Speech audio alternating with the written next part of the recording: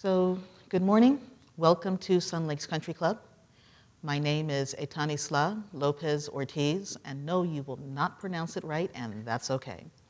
I am the Planning and Compliance Manager here for Sun Lakes Country Club. Sun Lakes Country Club HOA has partnered with First Service Residential to manage the community. I myself work for First Service. I assist Sun Lakes in getting on all y'all nerves. So today is April 25th. It is 9:15, and welcome to my exposition and talk about the governing documents and how they affect the buying and selling of homes in Sun Lakes.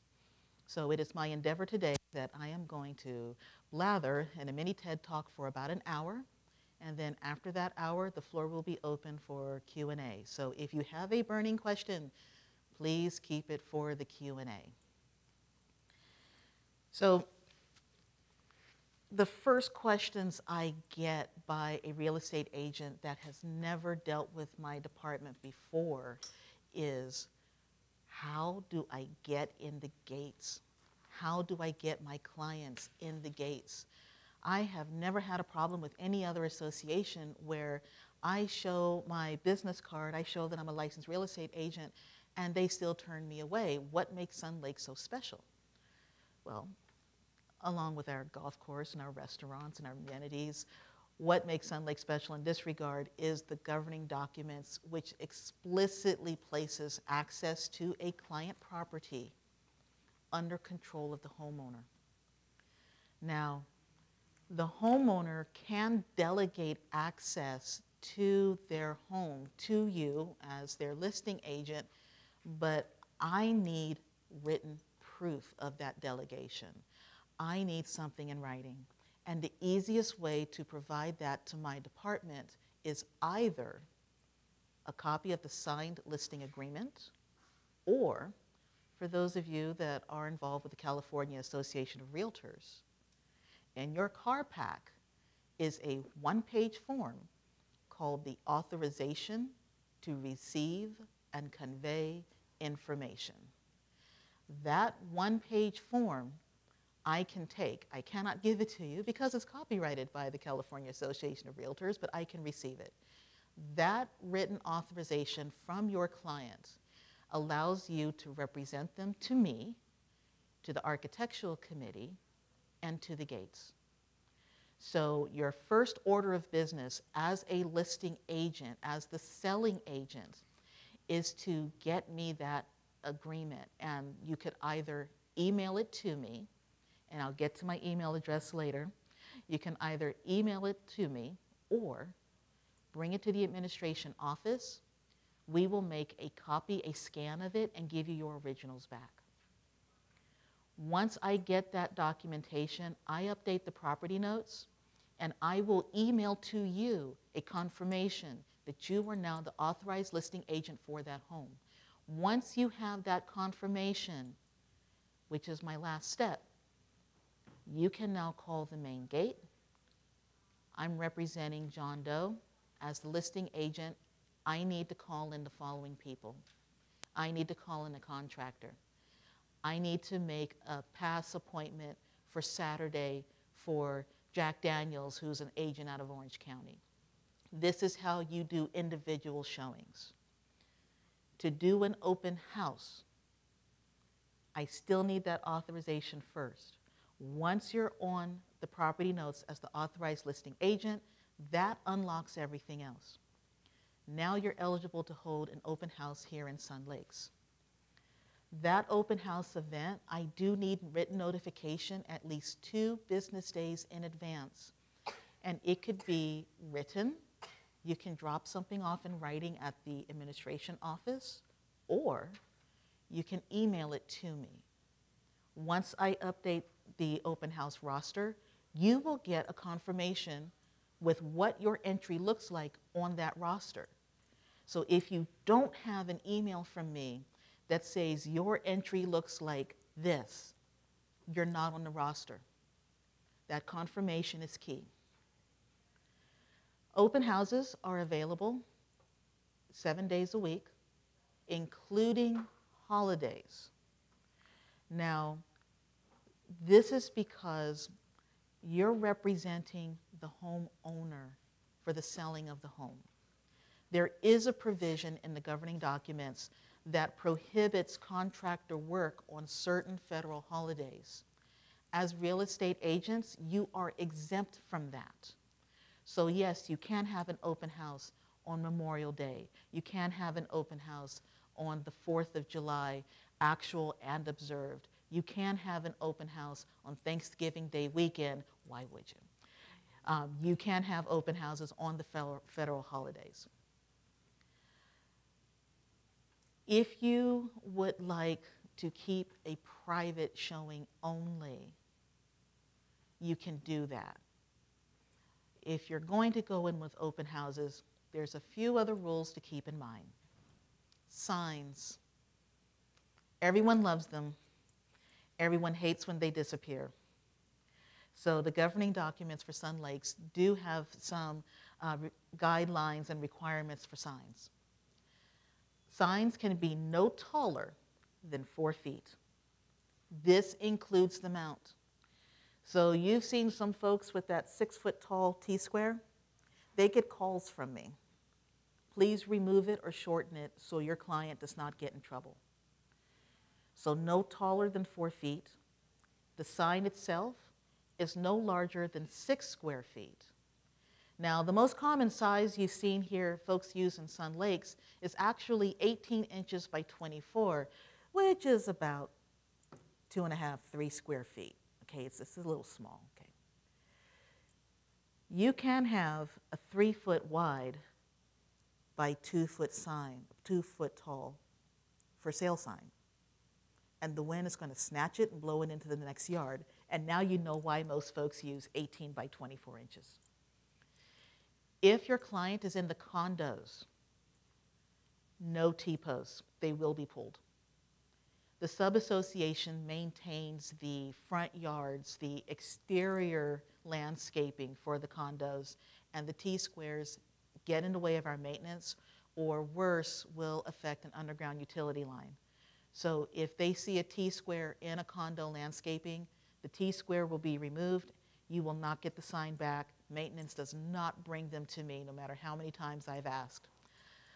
In the condos, it's best to use the metal stakes that you can just step in, push into the ground, and place your sign as close to the walkway of that unit as possible.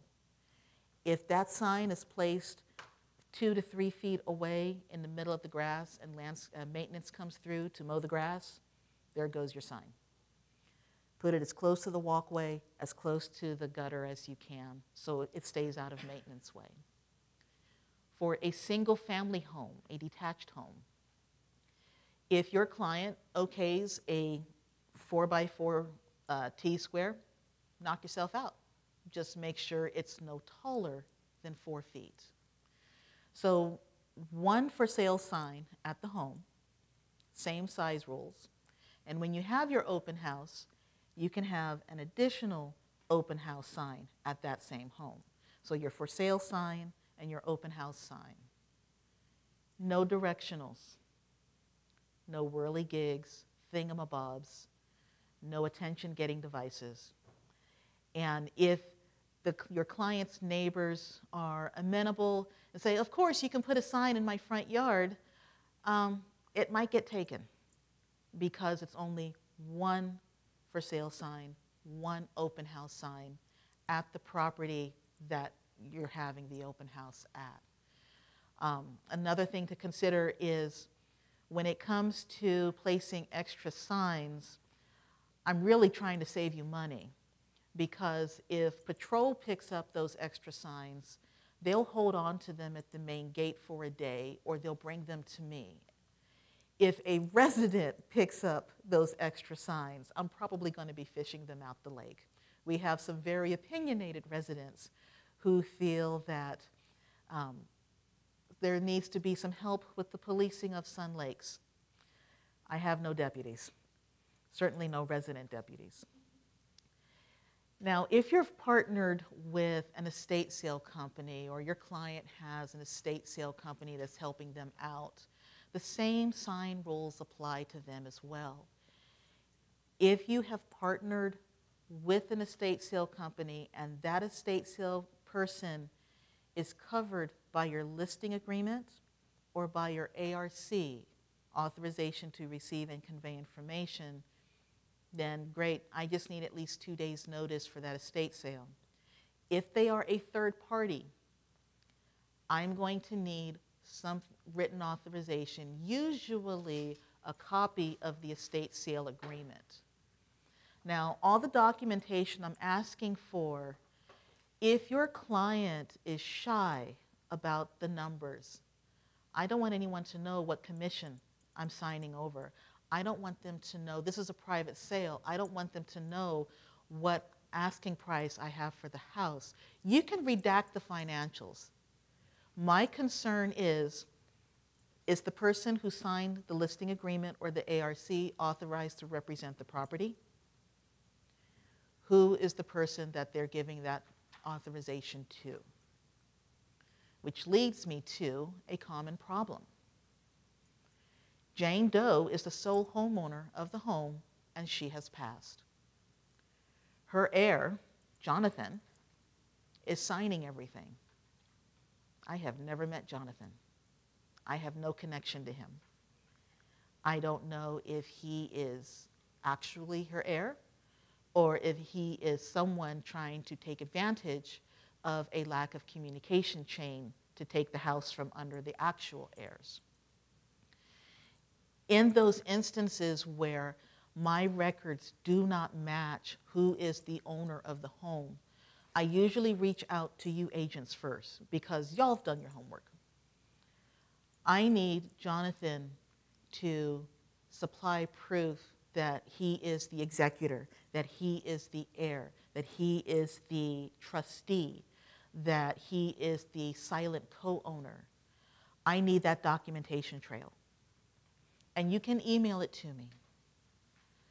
If the homeowner has passed, I'm going to ask for a copy of the death certificate because I need to prove to First Service Residential Corporate that this person I'm telling them is authorized to represent the property has a complete chain of authorization. Once I have that, thank you, Jonathan. I apologize for this inconvenience. Condolences for your loss. Now let's talk about that open house. Let's talk about that estate sale you're going to be having. Estate sales, by the way, and I'll probably be bouncing back and forth between a lot of topics because they're all interconnected. Estate sales are permissible Friday and Saturday only. I have had many an agent petition the board of directors for a one-time exception for a midweek estate sale and be denied. You're more than willing to petition yourself, but the track record's not looking too good. So Friday, Saturday only, no earlier than 8 a.m., no later than 6 p.m. Same authorization trail applies. So now we have, in this hypothetical situation, Jonathan has registered with us as the representative of the property. We have the listing agreement, the house is for sale, the MLS is active, and now we have an agent coming in to view the property. What do they do? If you've given me your homework, if I have responded to you that you are the authorized listing agent for the property, then the only thing that Jack Daniels has to do when he shows up at the main gate is show that proof that he is a licensed real estate agent. Usually your business card. I understand not too many people keep a physical version of their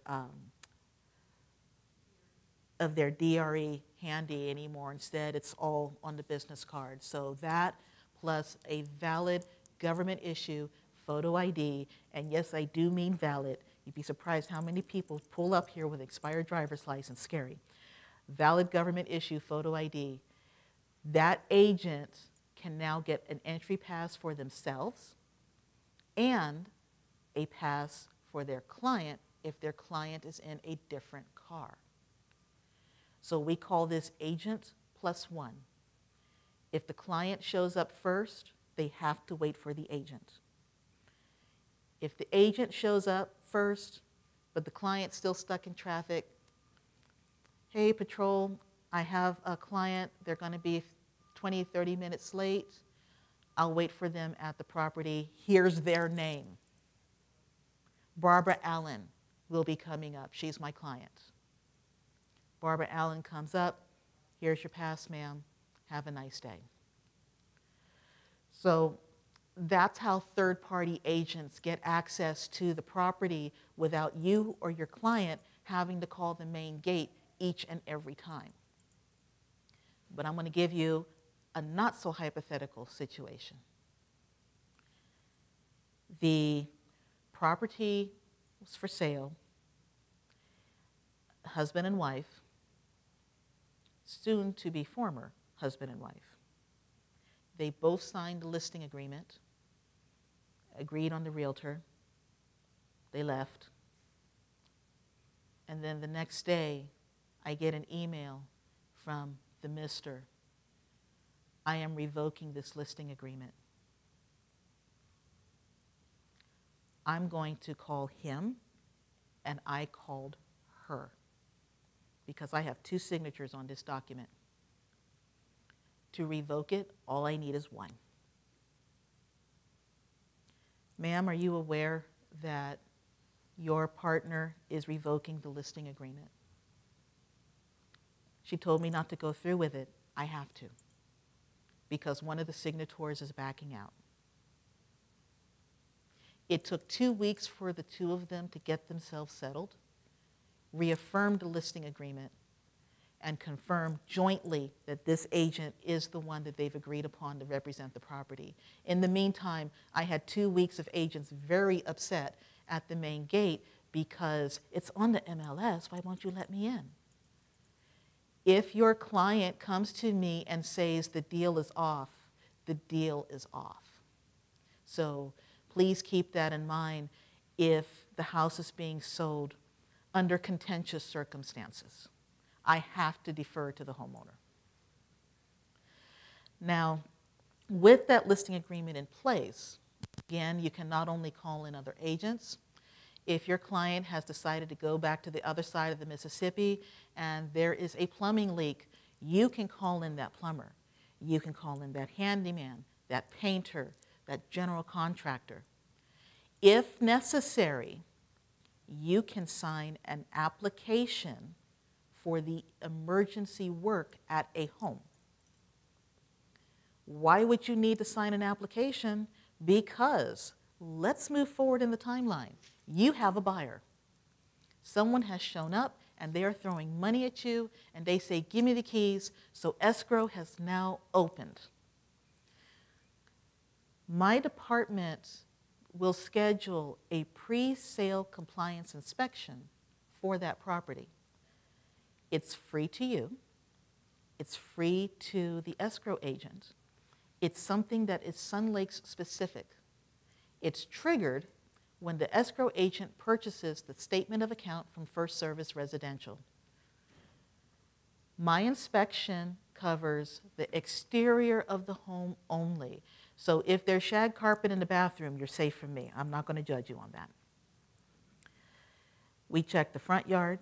We check the backyard. We check the exterior of the home. We compare what we found against our property records. And sometimes we find mismatches. Those mismatches gets detailed out on a report that is sent to the escrow agent. The escrow agent is informed to immediately give that document to all parties involved in the transaction, seller and buyer.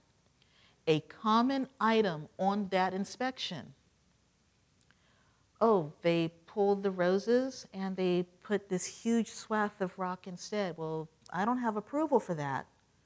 No prior approval. They put lattice in the backyard. Looks pretty. They really got those grapes tied really nice, but no prior approval. The planter has broken. There's a tree, the tree root has done what tree roots do, the breaks have cracked or separated, maintenance required. Some of these items can be fixed with an application from the homeowner, but the homeowner, your seller, is on the other side of the Mississippi. Remember that authorization to receive and convey information? Remember that listing agreement?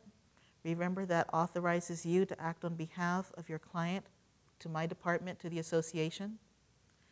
Fix-it items, the broken planter, okay, you're going to get it repaired. You have someone ready to do the work, but they're going to have to change the bull cap bricks in order to make it look right. The rock was necessary because nothing really grew there, but it's still a change, so we need an application for that.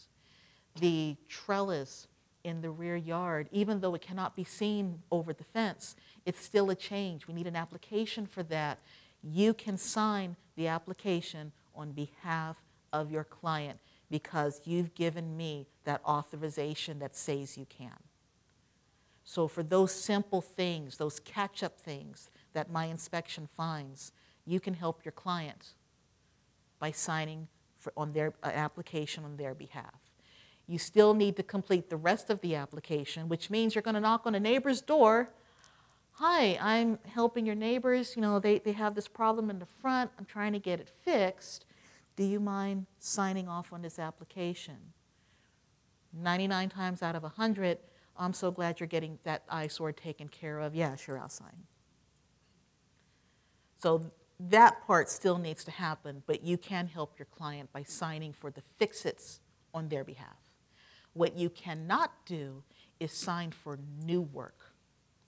So if the landscaping is already correct, it's not on my inspection. The landscaping is good, but the buyer says, you know what would be nice? You know what would be better than rock? Let's have a waterfall. Can you put in a waterfall for me? No. That's a buyer decision. As the selling agent, you can help the seller resolve what's already there, but you cannot sign for a new change. If you're the buyer's agent and your client really wants a waterfall there, you're going to do your best to tell them, wait until escrow closes, put in an application. Because if they try to do the work first and escrow takes too long, it's going to be a violation against the seller. Or worse, they do the work to their ideal and the governing document says otherwise, I'm going to tell them to rip it out. So if your client really wants a waterfall in that location and they say they will not purchase without a guarantee of that waterfall, you're going to tell them to come talk to me. And I will tell them what's necessary for them to put in an application after close of escrow. But until the house is in their name, you cannot sign for new changes, only for fix-its. So let's back up to that escrow agent. How do they get that statement of account in the first place? Where do they get transfer documentation? Where do they get the governing documents, the minutes, the budget, the financials, the 12-month ledger? A homeowner could come to the administration office and ask for personal copies of those. And if I catch wind that they're getting personal copies because they're going to pass this off to the buyer as part of the state mandate to turn over governing documents and whatnot to the buyer, I'm going to tell them to take a seat in my office and I'm going to lecture them. Don't make a mistake. The documents you can pick up from the administration office are accurate to the best of the degree that we can create them. They're not certified. If something happens and you give those documents to the buyer, let's say there's a rule change, and the rule change takes effect after someone's picked up a copy of the governing documents from the administration office and before escrow closes. So they've effectively given outdated governing documents to the buyer, and that buyer is materially affected by that change. You're in for a world of hurt. The escrow agent can, through First Service Residential, purchase certified copies of all the governing documents, of board minutes, the financials, the budget, the 12-month ledger, article of incorporation, litigation statement, bylaws. That's all available for a fee, and we know how your clients are about fees. Think of it as insurance.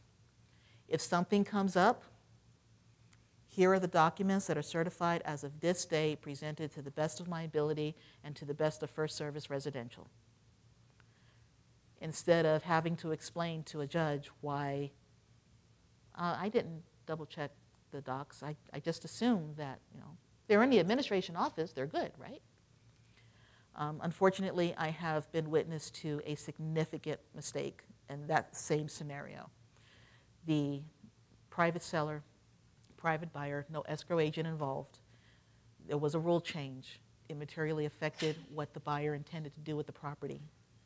It was a 5-digit mistake, and I would rather not be witness to that again.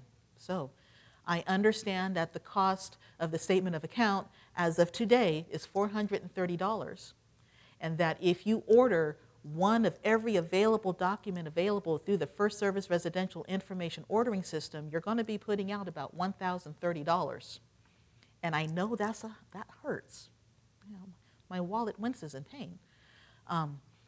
It's better to pay $1,030 and know you have the right documents covered by the right terms for the right purpose, rather than paying 5 digits of lawyer fees. So that $1,030 does not come to me. It does not come to the association. I make no financial benefit from the purchase of the statement of account. But that's how you get my pre-sale compliance inspection triggered. Now, let's say your client is not ready to sell. They're still emptying the house. They're still deciding what they're going to do. It's going to be 3 months. But they want to know if they're going to pass inspection now. You're going to come to my office. You're going to bring $50 in check or card, and you're going to purchase a voluntary compliance inspection. The voluntary compliance inspection is an anytime inspection. You want to make sure that you look better than the folks down the street. You come to me. It's the same level of nitpick, front yard, backyard, exterior of the home, but the report is private to you and your client.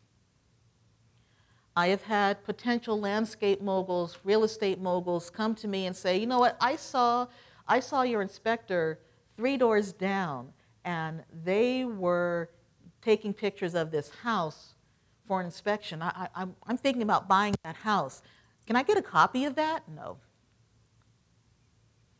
Voluntary or pre-sale? The answer is no. If it's a voluntary, the report goes to you and your client only. It does not get reused for an escrow inspection later. If it's a pre-sale compliance, it goes to your escrow agent, who then sends it to buyer and seller. Jack Daniels, who thinks he's going to corner the market in Sun Lakes, cannot come to me, put $50 on the table, and say, I want to buy a compliance inspection for the house 3 doors down from me. I'm sorry, you're not the homeowner. Take your money. The compliance inspection is ideally done as soon as possible, because it will not stop escrow, but if the buyer panics, that can stop escrow. So my compliance inspection has 4 headers. Each line has one of 4 labels: no prior approval, maintenance, not permitted, notice. No prior approval is just that. I don't have a paper trail. So that's the rocks in the side. That is the lattice box around the AC unit, which is terrible for efficiency. You should take it out anyways. That is the unexpected roses next to the driveway. That's no prior approval. Something was done that requires approval from the architectural committee, and I do not have it. Maintenance, trim the roses. Cut back the tree from going over the property line. Get the weeds out from the cracks in the driveway. Maintenance is just that. Something needs to be fixed. You don't need an application to fix it. It just needs to be fixed. So that is usually your crack in the planter. That's your discolored stucco on the north-facing wall. That's your stain in the driveway. That's your maintenance items. Not permitted. Not permitted is the one time you're permitted to panic. Not permitted is something that is explicitly called out in the governing documents as you cannot have. That is your lattice panels on the patio cover.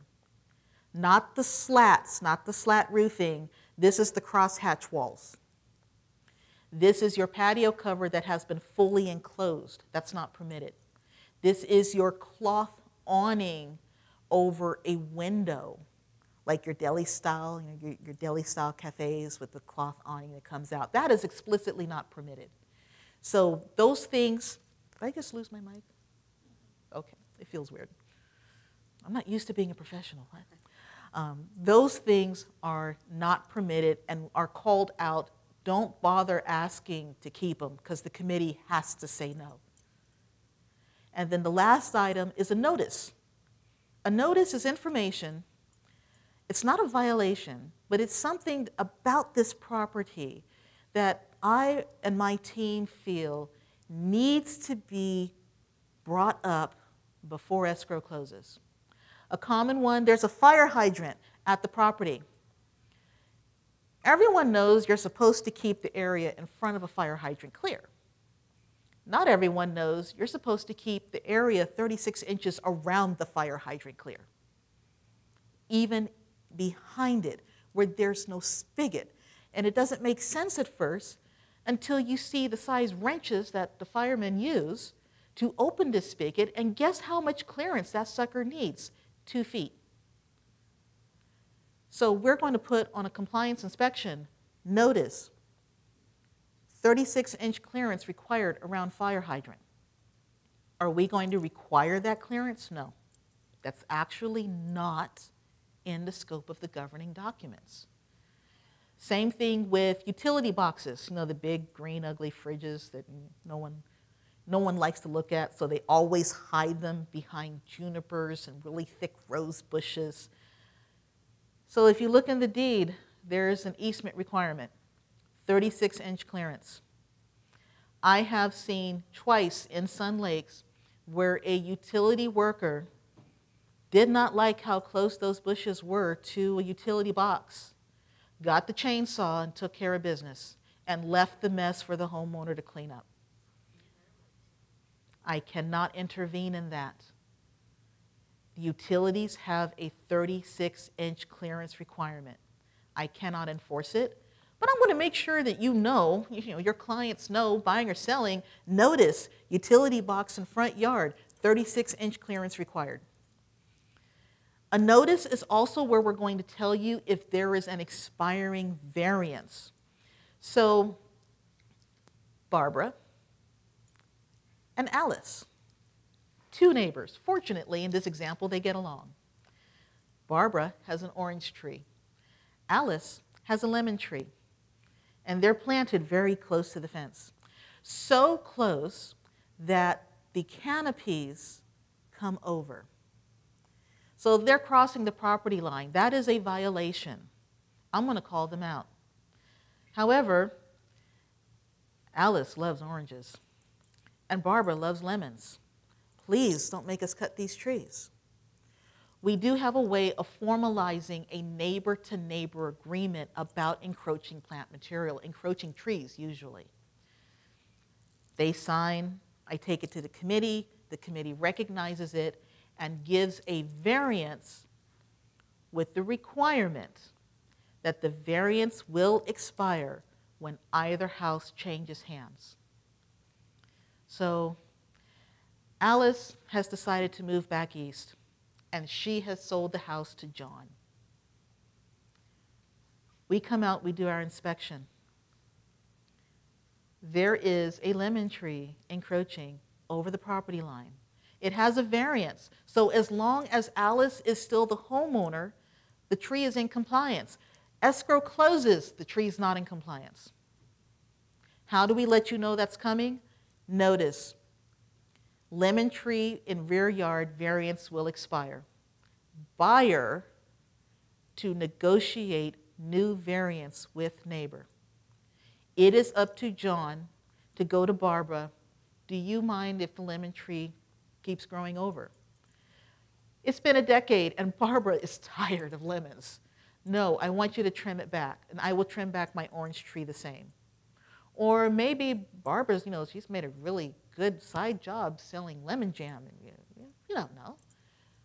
No, keep the lemon tree. Here, let me sign. We're going to let you know if there's such a variance expiring up front. So that way you can have that chat with your client, whether it's worth it to leave the trees as is, or if the buyer's skittish, to trim it and then let the buyer have that negotiation. Now, the thing about encroaching tree variances, and this is why I'm bringing this up as my example, the most common encroaching tree is not fruit, it's magnolias. And it's encroaching because the neighbor benefits from the shade of that ginormous tree. Please don't cut my shade. So we're letting you know up front. You need to talk to your neighbor. Now, when you have that talk with the neighbor, to go back to Barbara and Alice. So Alice's lemon tree, Barbara has been benefiting from it for decades. And John moves in, and John doesn't even bother to talk to Barbara. He takes one look at that tree and goes, it gotta go. Here's my application as the new homeowner. He goes to Barbara to sign because Barbara is an immediate neighbor. Please don't cut that tree. No. Well, I'm not signing your application then. So John goes to another neighbor because you can go to anyone within 3 homes of your client for neighbor signatures. So John goes to another neighbor. Hey, I'm yanking this tree. Okay. Application comes to me. It gets processed. The committee approves the removal of the lemon tree.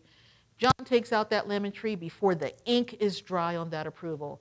And Barbara is crying in my office because I loved that lemon tree for so long, and it's all that I have of my friend, and how could he take this from me? He took nothing from you. It was never yours. A variance requires the cooperation of the homeowner requesting the variance and the affected neighbor agreeing with it. If either party says, I'm done, tree's gone. The tree you benefited from, if it is not on your property line, you have no say about whether or not it gets trimmed, removed, replaced, and what with. And that is a common conversation I have with folks. My neighbor kept this one way, and now the new neighbor's making a change, and I don't like it. I'm sorry. Life goes on. So to get back to my inspection, those 4 headers, no prior approval, maintenance, not permitted, notice. As the authorized listing agent, you can sign off on fix-it applications for the no prior approval or for the maintenance. Not permitted, make it go away. That's really it. Because if escrow closes and we come back to the buyer 6 months later and that cloth awning is still in place, they cannot say, well, it's grandfathered in. We called it out. We called it out prior to close of escrow. You were given a 6-month grace period to make it go away. it's still here. The violation process begins. Now, when I say my inspection does not stop escrow, because more often than not, especially when the homeowner has passed, sometimes we don't find out the house has been sold until the new buyer shows up and says, why can't I get in the gate? Escrow's already done. Probate officer signed off on it. You know, the county found out, the tax man found out before we did that there's a new homeowner. We're still going to do a compliance inspection. Now, the thing about the compliance inspections, the closing, the pre-sale, all buyers, all new homeowners get a grace period of 180 days to fix anything outstanding on that inspection. I am legally obligated to be nice to your clients for 180 days. Please take advantage of that. I need more time. Okay. I'm not sure how to do this. Okay. I want to get this done, but I cannot do it this month. The ink is not dry on the escrow agreement. You have 6 months. Take advantage of that. Let us help you take advantage of that. So that new homeowner that comes in, the person who just inherited the house, and they have no idea what they just inherited. And then we do our inspection and pop up did what? I can't get all this done. It's going to take me more than a month. Okay, you got 6. You have 180 days. Please don't break yourself trying to fix everything at once. My pre-sale compliance inspection has a timeline, a due date. So when your escrow agent orders the statement of account, I have 7 working days to get the inspection completed and sent back to that agent. It usually comes out to 10 calendar days. Sometimes my queue is swamped and I get a day or 2 over. Sometimes my queue is light and we can get it done by day 3. But I want you to know my timing per the governing documents. 7 working days from the purchase of the statement of account. Because I have witnessed 30-day escrow. Statement of account is ordered on day 1. Settlement date is 30 days from now. I get the inspection done. I return it to the agent on day 5. Silence. Day 29, my phone is exploding. Why did you get the inspection to us the day before escrow is supposed to close? It has all these items on it. What am I supposed to do? I'm sorry. Are you the buyer or the seller? I'm the buyer, and I didn't know that there was these things outstanding, or I never would have agreed, and now it's just less than 1 day. I have 1 day to figure out whether or not I'm going to accept all these problems. Like, okay, I understand your ire. Would you do me a favor? What is the date of that inspection? Oh, look, it's day 5. I don't sit on inspections.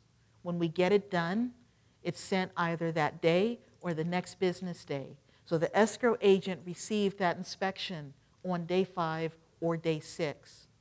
And despite my instruction to immediately send it to all parties involved in the transaction, whatever reason, they did not send it until day 29. My condolences when that happens. It's out of my power. But this is why I'm telling you what my schedules are, my timeline. Because if you know the statement of account was purchased on day 1, and it is now day 11, and you have not heard about my inspection, call your agent. Ask your agent, did they get my email? Did they get my inspection packet? If I'm running late, I will let that agent know. You can ask me, hey, did you send the inspection? Yes. Can I have a copy of it? No. It's tied to a purchase. I sent it to Escrows R Us on day 6 to this particular person. Please contact that person.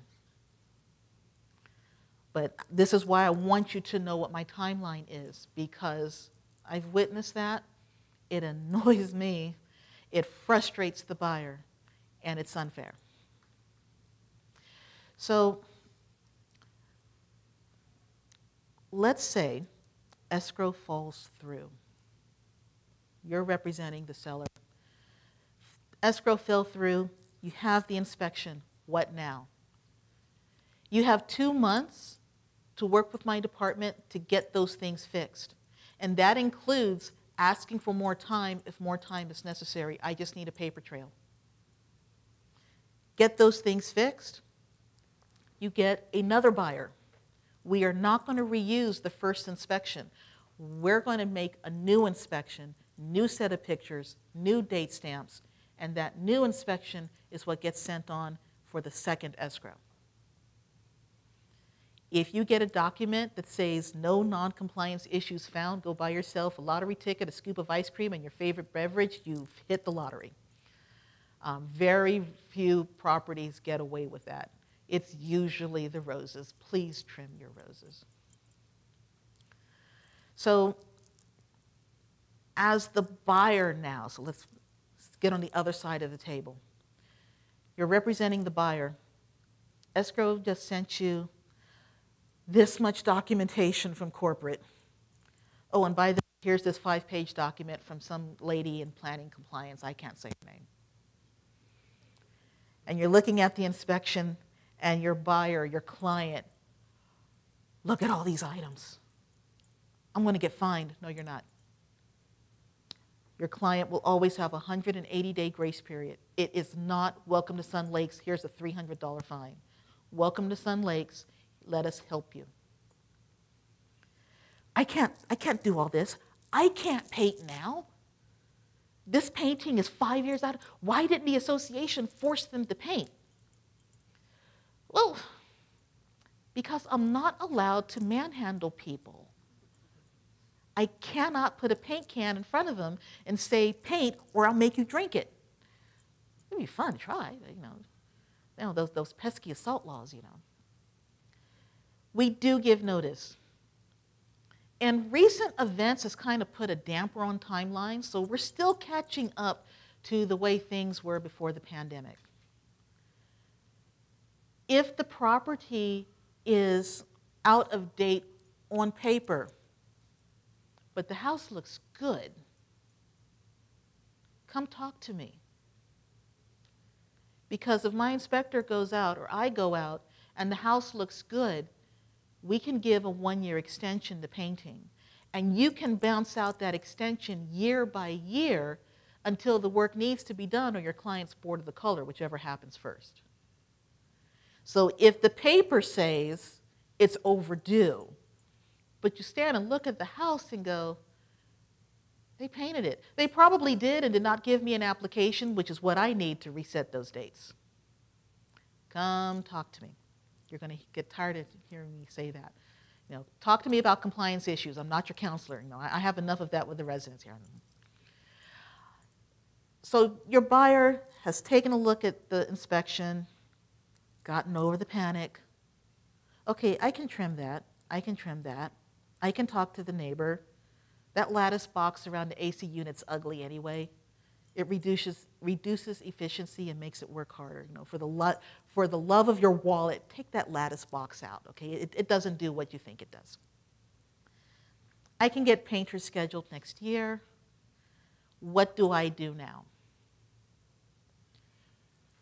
If your client's ready to close, they're going to close. With my inspection is a sheet called Instruction to New Homeowners. And it gives them everything they need to know to register as a homeowner in Sun Lake. Step-by-step instructions.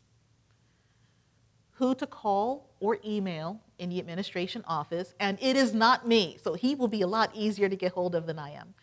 Who to call or email in the administration office, what documentation they need to bring with them.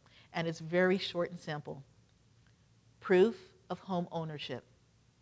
either the closing escrow statement or recorded grant deed, whichever. Valid government issue photo IDs for all homeowners and people to be registered as occupants. If you're registering a vehicle, we need the registration for that vehicle. Registration needs to be in the occupant's name, not necessarily the homeowner, whoever is living in the house. And a document called the buyer agreement. Now, the buyer agreement is part of my inspection packet that I send to escrow that escrow is supposed to send to you. It is a 3-page document that lays out the buyer has a 180-day grace period. The buyer agrees to cure anything that the seller has left outstanding. And that's pretty much it. In 12 paragraphs of legalese, that's actually easier to read than it is for me to explain. But you want to know where that 180-day grace period comes from? The buyer agreement. Now, if you have a client who has decided that they are going to take a stand against the rigors of bureaucracy and excessive governance, I'm not signing that. The thing about the buyer agreement, nothing in it is new. It is all taken either from the CC&Rs or from the general statement. So if your client has already signed that they have read and accepted the governing documents, they have already read and accepted the provisions in the buyer agreement. We just pulled it out into one document instead of trying to chase a paragraph here, a paragraph there. Pulled it out of 285 pages of very boring reading and put it in one short document. So if your client says, I'm not signing, they already did. If escrow has closed, they already did. But I just want to make it neat for everyone. Now, in that buyer agreement, you'll find that there is a signature box for the seller. The only time the seller is going to sign that document is if they have entered into an agreement with the buyer outside of escrow and they want the association to bear witness. So this is your cash transaction. This is your buddy-buddy. This is your cousin-to-cousin purchase. Let me buy this house from you for $1. I've seen that, $1. Nice house. Because there's no escrow agent involved, yes, we want the seller to sign that. Because there's a provision in the buyer agreement where they can handwrite in obligations that are binding to both parties.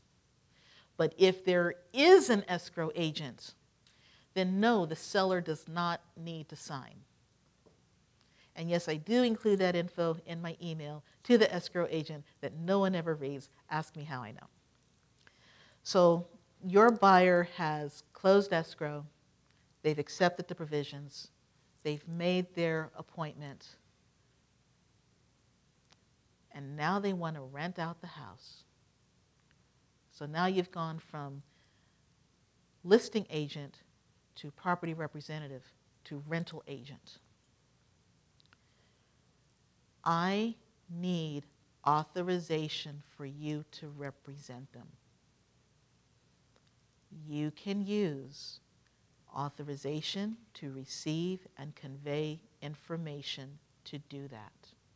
It's my favorite little form. The title is longer than the paper. But that one-page form will allow me to treat you as the property representative for the home.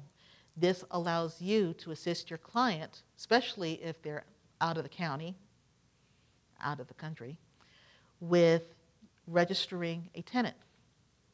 You can sign on their behalf.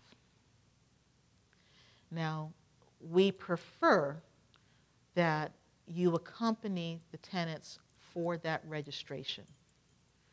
We would do the same if the homeowner was present. But if because reasons, as the homeowner representative, you can have to do it long distance. You know, maybe you have, you've signed yourself up for 3 conferences and you're attending San Francisco in person and they have no idea that you have the phone under the table and you're also attending the one in New York and you're trying to take care of us here in Banning as well. So if you're caught up in that situation, what are you doing here? If you're caught up in that situation and you need to register long distance, you're going to contact Manny Martinez in the administration office.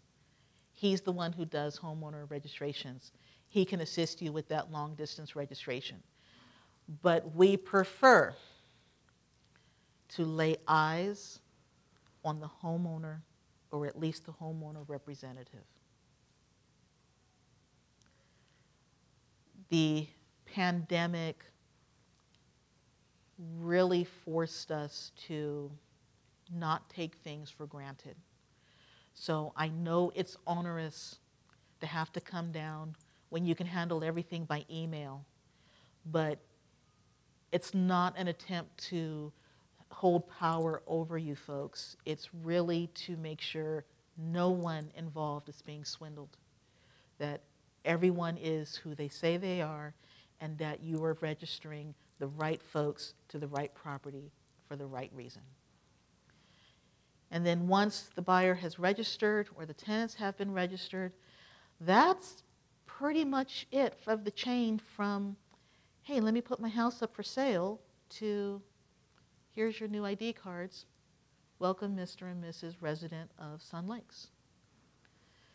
Now, I have about 5 minutes, and then we're going to get into the Q&A where you mercilessly berate me with your questions. So let me see if I can preempt a few of them. Solar panels. In a single-family home, solar panels are approvable, but you have to go through the city first. It's not, let me submit to Sun Lakes for the aesthetics and then to the city for the technicals. We need the city's approval of the panel locations before the committee, architectural committee, can vote on the aesthetics. Get your city approval, submit that. That goes to the architectural committee. In the condos, so we have 3 sub-associations. We have Lakeside Community, Lakeside 2 Community, and Fairway Villas Community. We maintain the buildings and the roofs of those condos. A homeowner may, with approval, have solar panels installed on the roof sections above their units. Asterisk. Prior approval by the city is required, and the homeowner will sign an indemnity agreement with that particular sub-association. It will include a requirement for an insurance rider, so that if there are any issues with the building as a result of the installation of those solar panels, that homeowner will be liable for repairs.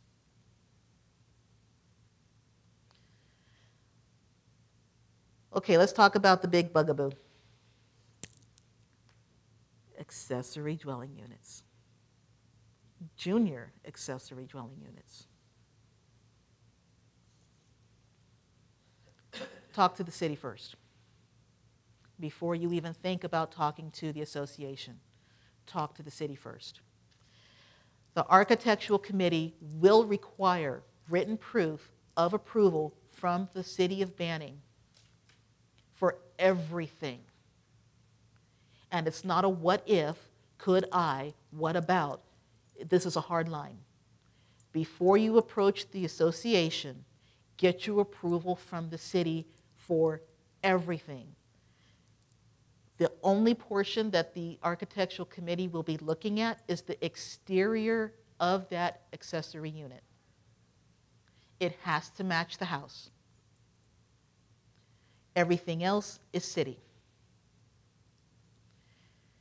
JADUs. You're going to talk to the city first, unless you're in the condos. So here's that asterisk.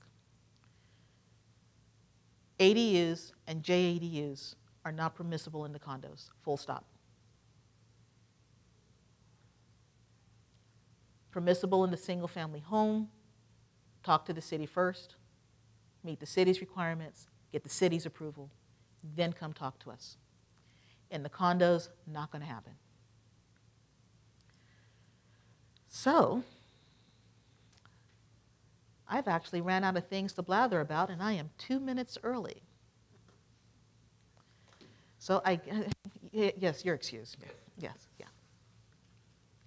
I guess we're going to go ahead and take a 5-minute break. Bathrooms are down the hall to the right.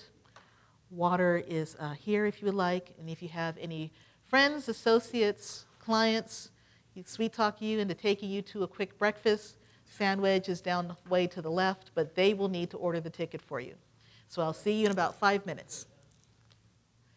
Okay, as a reminder, everybody, this is being recorded. So if you have shown enough of yourself to Mr. DeMille and you are no longer ready for your close-up, this will be posted on the Sun Lakes website for public viewing. So it is now Q&A time formally, and to catch up the camera audience with the questions. One of them was, why are ADUs and JADUs not eligible in the sub-associations, in the condos? And the answer for that is because that conversion will ingress into common area elements that cannot be easily converted. The more technical answer is waiting for you in the administration office. It's not with me. The short answer is that conversion ingresses into common area in a way that would be detrimental to the unit, to the building as a whole. And then the other question is, if a voluntary inspection was purchased, can the agent, can that selling homeowner, are they restricted in distributing that voluntary report? And the answer is no, they are not restricted. Once we give you that voluntary compliance inspection, what you do with it is up to you. If you want to use it to light your barbecue, have fun. Don't burn your eyebrows off. If you anticipate that the closing inspection, the pre-sale inspection, is going to take longer than my 7 working days, and you want to give that voluntary inspection to the buyer as an example of, look, the house is in pretty good shape. All we had to do was trim the roses. You can do that. It's not the final inspection, but what you do with that voluntary report is a conversation between you and your client. We're still going to do a closing. We're still going to do a pre-sale compliance inspection. So if you have a unicorn report, no non-compliance items found, this is not the time to wrap your patio cover in screen and say, look, it's fine. See, here's my voluntary. Nothing's wrong on it. Because when we come and do our pre-sale, we're going to find it. And yes, I have had people try to pull that. So once you get that voluntary report, what you do with it is up to you. You're not bound to keep it private. It's just, I cannot give it to anyone else. But once it's in your hands, frame it, knock yourself out.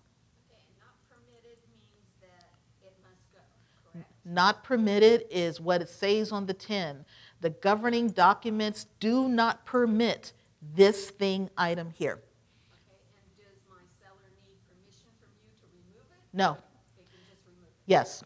So any item on the pre-sale compliance inspection or the voluntary inspection, any item, I need to be adjusted?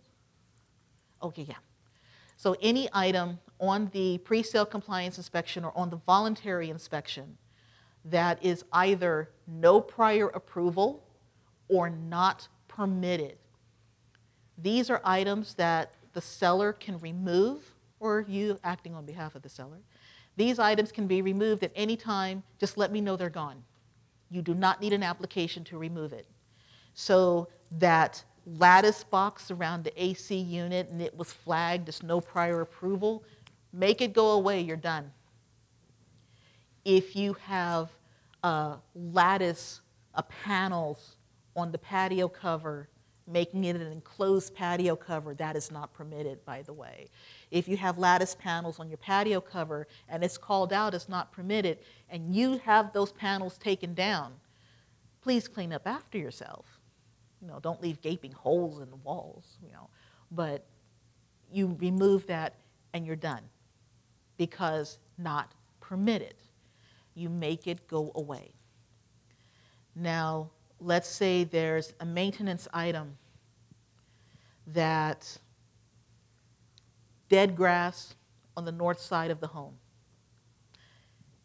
Why is it dead? Because the sun it's just not a good spot for grass. So it's called out as maintenance, dead or dying lawn on north side of home. And you think, you know what, they're right, nothing really grows here. Let's scoop out this grass and we're going to put down rock. I'm going to get you for no prior approval because that is a material change to the landscaping that does need an application. Is it approvable? Maybe. You're going to come talk to my department about how much rock, what's the square footage, but that change from lawn plants to rock, you fix one thing, there's no dead grass, but you've introduced another, there's rock. So any other Q&A that I need to catch up on during the break, or? We're going to use microphones so that it can pick up. Oh, okay, great. I have a great mic voice, I heard. So on that maintenance topic issue, you don't need paperwork, right? Let's say they say that the grass is dead, and they're like, well, I'm just going to revive it. I'll water it, whatever. Do they need to, is there any paperwork for that? It's just a maintenance issue that just always has to be taken care of, right? So if the lawn is dead and they're going to try and pull a miracle and bring that lawn back to life, be it reseeding or resodding, that is home maintenance, no application needed. If the planter is broken and they're able to restore it, the key phrase, restore to original condition. So the planter's broken, there's a couple bricks that need to be replaced.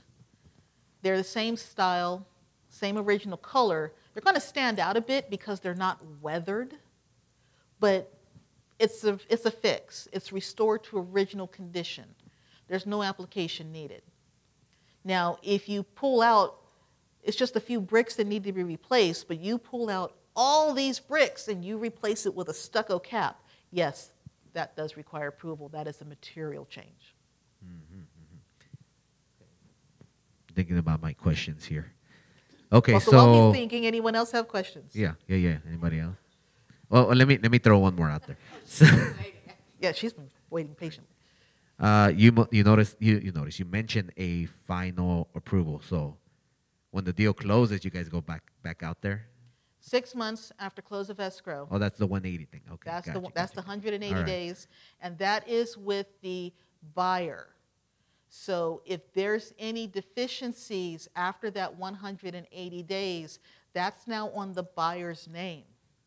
And if the buyer's mad because the seller promised, they said they would fix it, but it's been 180 days. I cannot go after the seller. You're the homeowner now.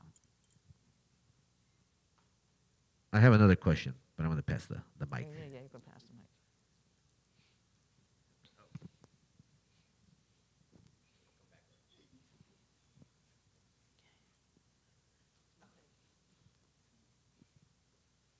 Hi. Okay, my concern is when I call the gate, because I've given my ARC form, and I call the gate and I tell them that I'm the listing agent and I'm calling in, let's say a handyman or an agent or whoever. Quite often it does not get recorded, and then I have a handyman who's sitting on the side till he can get a hold of me, till the gate can get a hold of me or he can get a hold of me, and then I have to call the gate to tell them I called either last night or this morning. I went to calling in everybody in the morning of because I was having such a problem, and I'm still having a problem. How can we get around that? You get around that by letting me know the particulars, and then I have a discussion with staff, because that's not how it's supposed to happen. So when you're put on the property notes as a listing agent, those property notes is not a file cabinet in my office. Those property notes is actually the digital files that patrol looks at in the patrol window, as well as administration office staff and recreation staff in here. We all look at the same notes. So there's a lag of 5 to 10 minutes between me clicking save at my computer and the notes being visible at the main gate, but they're there. So if you're calling the main gate and that guest is not being recorded, And they, when I call and I give them my name and the address, and I wait for them, they pull it up and they see me. And they go, oh, yes, we'll put them in, not a problem, you know, have a nice day. And And then I get a call, I'm sorry, they didn't let me in the gate. I need to know when that happens. I need to know when that happens, and I prefer email because getting hold of me by phone is almost impossible, as many of you already know. So send me an email with the particulars, and I will have discussions.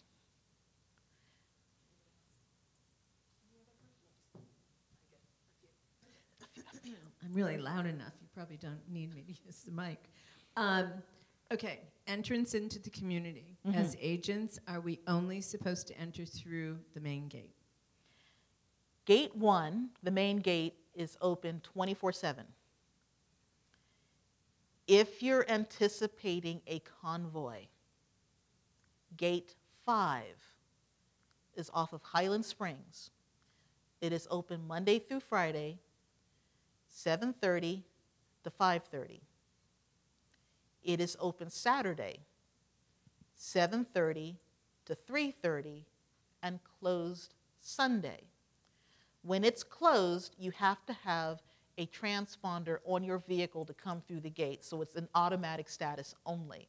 But it is manned during those hours. So if you're anticipating a convoy, if you have a large moving van, anything larger than an RV, go through Gate 5. You can use the main gate if it's agent +1. And it's actually preferred because if someone has to pull aside and wait, there's room to do that at Gate 1. There's not much room to do that at Gate 5. Okay.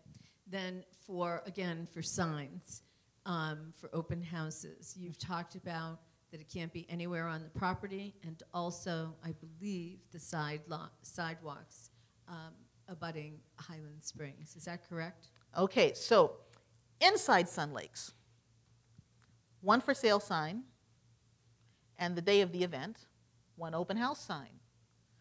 On the property, off the sidewalk. So if your client's property has a sidewalk, that sidewalk must remain clear.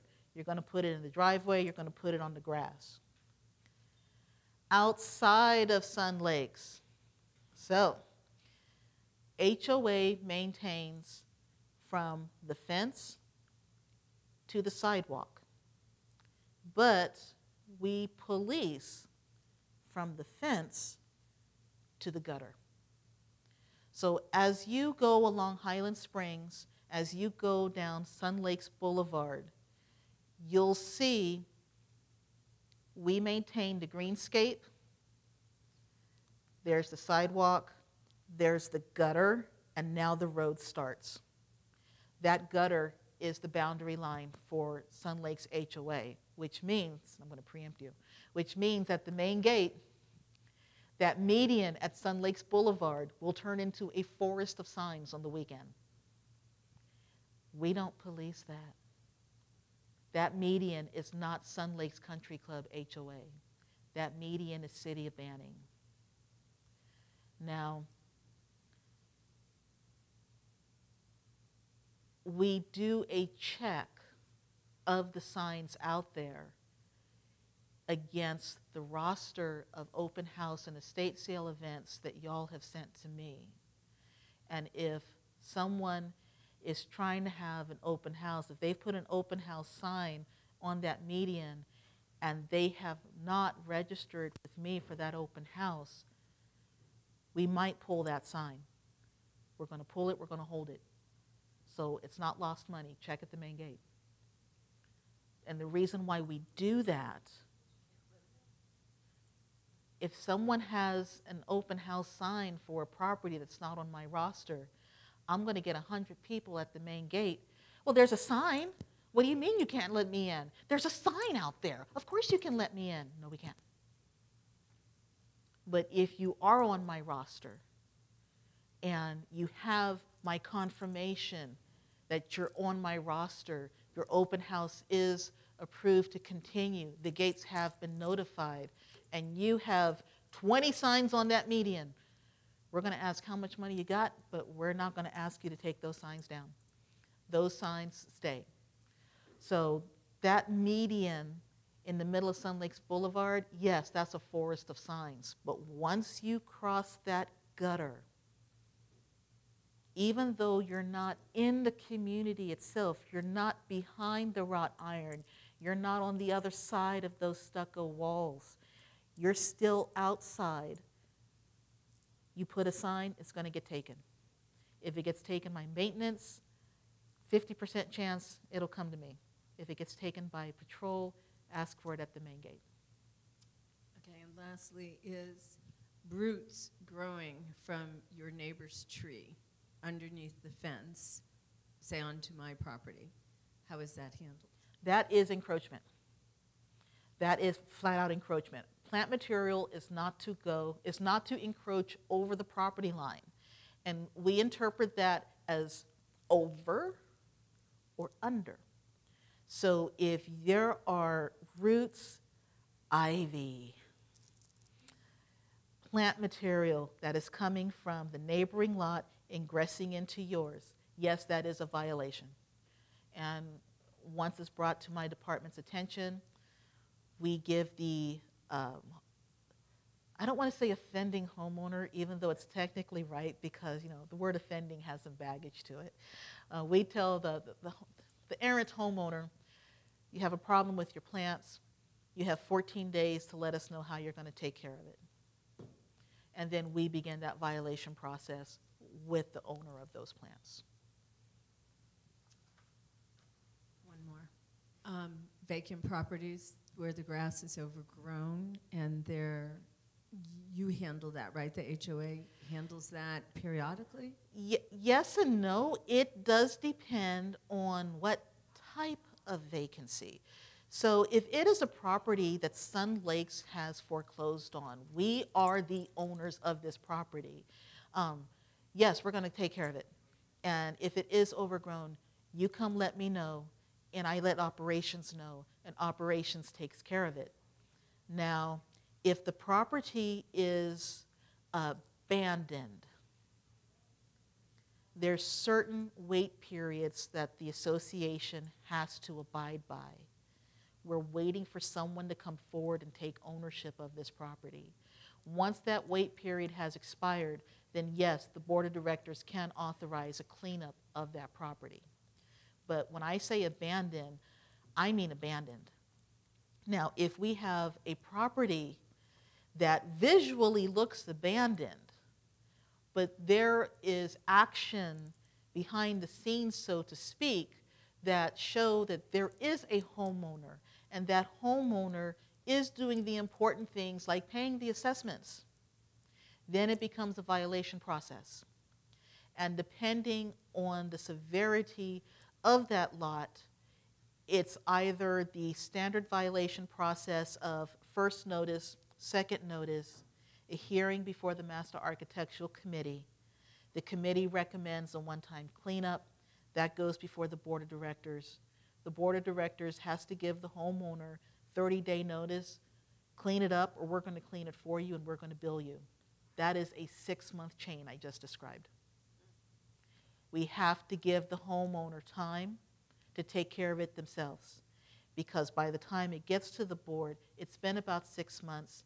It's obvious at that point that homeowner has no interest in taking care of business themselves. We're going to assist them, and we're going to bill them for it. But when the property is truly abandoned, now we're on state mandated timelines. We have to give either the financial institution that had backed the property or HUD, we have to give them time to claim the property. Because if we step on that abandoned property and they come forward and claim it, you destroyed this, that, and the other. Now the association has to make up for that. So I know, especially with spring having sprung, and there are lots that have weeds taller than I am. It's an eyesore, and a lot of neighbors are so tempted to just give their gardener $50 and say, could you, take care of that? Please don't. When a neighbor has their gardening service or themselves, if they take care of that lot, not only have they reset my clock, because now I got to start over again with the wait period, because now there's action on that property. But if they fall and hurt themselves, their worker can now sue them. If they're doing this themselves, their insurance company may not cover that injury because they are trespassing on someone else's property without permission. And the association would not be able to intervene. So I know how tempting it is to take care of that forest of weeds. But by doing so, you're fixing one thing and opening yourself up to many others. But by the same token, pretty soon it's going to be a fire hazard. Fire department should be called. They'll take care of it. I may or may not have one of those already in the works. I say nothing. I have no idea what you're talking about. There's 3,327 properties in Sun Lakes. And all y'all get on my nerves, one way or the other. 3,327 units. Okay, so. Ms. Stanislaw, thank you so much for your presentation, very informative. Have there been any ADU applications? No. And I always wonder how it could fit here because we have parking problems, probably space problems. Yes. How could an ADU happen here? No, both. Any? Both. Any? Either or. That's a city problem. That really is a city problem because the onus is on the city to review those plans and see whether they're feasible in the first place. What would go to the architectural committee, it would not be setbacks, plumbing tie-ins, it would not be gate modifications, parking modifications. The only part of the ADU, JADU process that would go to the architectural committee is exterior aesthetics. Does this modification match the rest of the house? But if another occupant came in, and if they have a car, where do they park? And that's why we leave that to the city. It would make a problem. It really would. But as of right now, today, knock on wood, I have no applications. There's been none installed without approval or with approval. There's been none placed here for all the reasons that you've just mentioned. I have no knowledge if there's anyone planning to install any at all. But right now, what I have is, anyone ask about it, what are Sun Lake's requirements? Sun Lake's requirements, go talk to the city. City first, then you're going to talk to us. All right, here we go. Let's say I were to buy a house here. Oh, God, that quick. I'm a little under 55, slightly. You're like, get out of here. But let's say I wanna buy it, I wanna rent it out. Can I still have 24/7 access? Okay, so that's a lot of questions piled into one. Right. So let's break this apart. What is the minimum age to own a home in Sun Lakes Country Club HOA? Over 18. One. Sign a contract. Over 18. One? One. 1. 1 year of age? There is, Oh, it could be left to them. there is no minimum age to home ownership in Sun Lakes. You can be money drunk from winning the lottery. You know, you haven't even graduated high school yet, and you have won the lottery. You have inherited a whole bunch of money. You have inherited the house. You can own a home in Sun Lakes Country Club regardless of age, but to reside in it, there's the rub. The initial resident or solo resident must be 55 years of age. All other residents can be at least 45 years of age. Now, what is the relationship between the homeowner and those residents? Whatever. As long as the homeowner or homeowners have authorized these people to be residents of their home, be it family, friends, tenants, they are non-owner occupants. Whatever the relationship is, as long as they meet the age requirements, that's what we're looking for. So now we move along. We have a tenant, and we have rented out the entire house. The homeowner transfers assignment, the homeowner assigns privileges to that tenant if the entire house is rented out. And this has been on Sun Lake's books from the beginning. However, as you may be aware of, Sacramento kind of threw a curveball into that by removing the ability of the association to require the entire house be rented. You can now rent less than the entire house. And this is where things get fun. If the homeowner is residing in the home and they are renting a room, they both have privileges. But the homeowner has to be residing in the home. If the homeowner is not residing in that home, but they've rented this room, that room, the other room, the homeowner is not residing in the home. The tenants have privileges. So when you say privileges, you mean Access to the golf course, the Right, restaurant, right, the right. bar. not necessarily just gate access, but everything else. The bar primarily, I'm sure. Happy hour. Okay, there's another little thing to that homeowner ownership. Yes. CCNRs say one occupant must be 55, no one under 45, more than 60 days per calendar year, except a spouse, a cohabitant, or a person that's primary physical or economic support of the qualified resident. Now, would you be so kind as to say that again with the mic? No, did everybody hear me? Yeah, but they didn't hear them. Oh, I get it. Okay. So the CCNRs also say that one resident must be 55, no one under 45 in the house, more than 60 days, 45 days per calendar year. Well, now you got me confused. 60 days per calendar year, except a spouse, a cohabitant, or a person that's primary physical or economic support of the qualified resident. And in new sales, we used to tell them, we hope your wife is at least 18.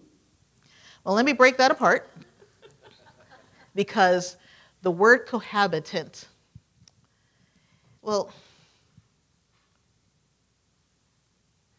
it has a specific definition in state law, and I have a terrible sense of humor, which is why I'm grinning like the fool that I am. A cohabitant, as defined by California Civil Code, is a person that is providing emotional and personal support equal to that of a spouse. There is a word that I'm dancing around because it is not for polite company. But if you consider what spouses do in the dark, that is a cohabitant.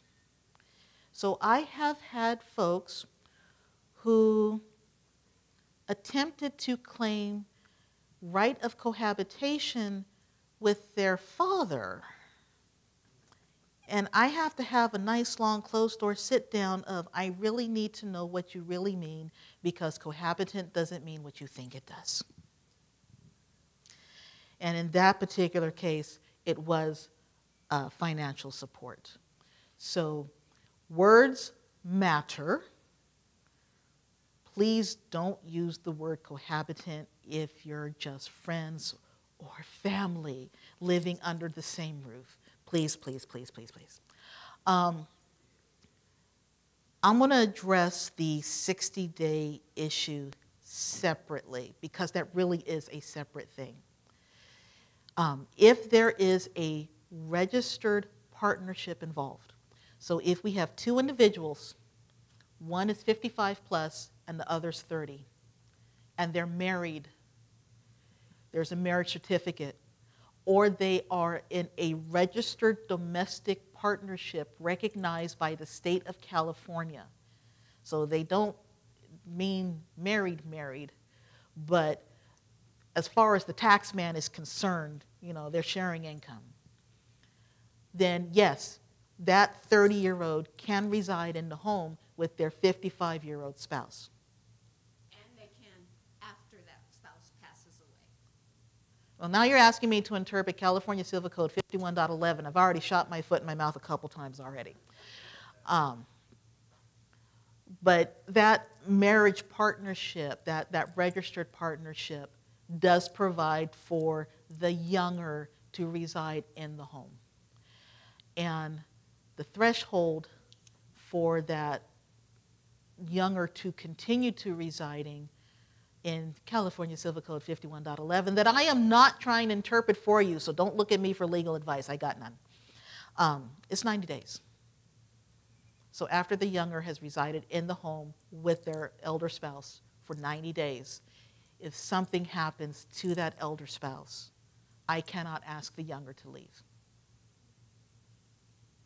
Now, that does not give the younger right to bring other youngins into the house with them.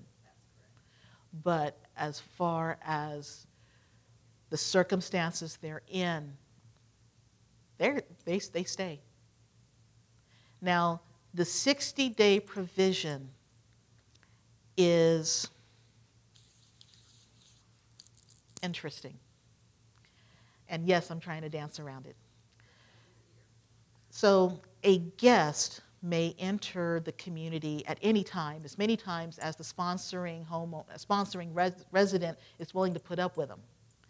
But they may stay overnight, no more than 60 nights in a calendar year. And we count nights as midnight. So they could be just killing it in that poker game until 11:59 p.m., and then it's time to get in the pumpkin and go because it's midnight. A guest can get no more than 60 overnight passes individually in a calendar year from January 1st to December 31st, unless, per California Civil Code 51.11, they are over the age of 55. Then they are exempt. What we ask is if you have a guest that is of that age, if they try to claim age privilege at the gate is not going to know what they're talking about. They need to come to the administration office. They need to come to us so we can update the property notes, so that way we show that that guest is exempt. So 51.11, some of you have already ran into this with me the hard way. I have a potential buyer who has a 30-year-old person that has to stay with them because this, that, or the other. And you're going to get my reply of, you're asking me to interpret California Civil Code 51.11. I am not a lawyer. You have to seek your own legal counsel. And that's actually my statement for those gotchas.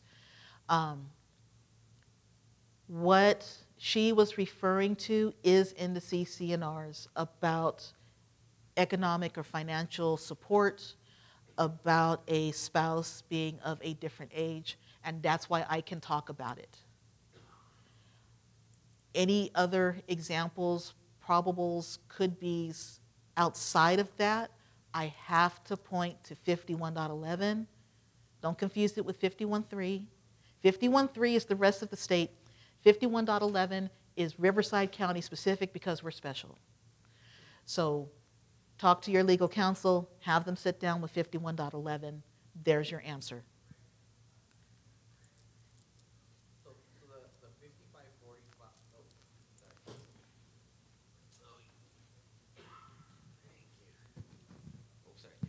So the 55-45 is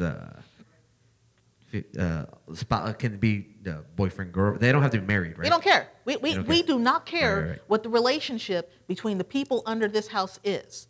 Okay, we don't. We're not going to ask. It's none of our business.